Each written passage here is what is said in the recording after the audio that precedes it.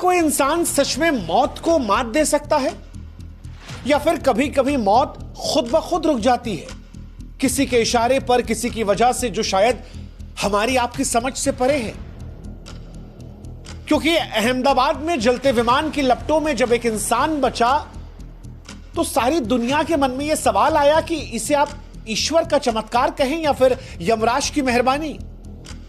क्या यह किस्मत थी, या सही समय पर सही सीट पर बैठना, या फिर कुछ ऐसा जिसे हम और आप समझ नहीं सकते?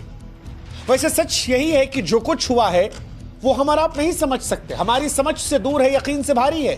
क्योंकि सीट नंबर 11A अब एक सीट नहीं है, एक चमत्कार की कहानी है। एक ऐसी कहानी जो हमें याद दिलाती है कि जिंदगी कितनी भी नाजुक क्यों ना हो, कभी कभी मौत को चुनौती दे सकती है। क्योंकि अहमदाबाद में आसमान से जब एक विमान का जलता हुआ मलबा गिरता है तब 241 जिंदगियां राख में तब्दील हो जाती हैं। उनकी पहचान के लिए चेहरे तक नहीं बचे थे, उनकी लाशों को डीएनए टेस्ट करके पहचाना जा रहा है।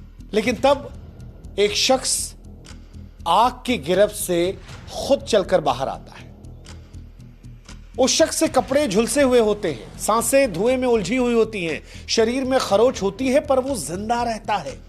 उस फ्लाइट से जहां पर 241 लोग जलकर स्वाहा हो गए, राख हो गए, जिनके शव भी उठाए गए तो वो इस कदर भयावह थे कि जिनको देखकर रूह कांप जाए। लेकिन तब वो शख्स पैदल चलकर निकलता है। सीट 11A, एक आम सी खिड़की के पास की जगह, और ऐसा लगता है कि मानो किसी अदृश्य ताकत ने उसे बचा लिया।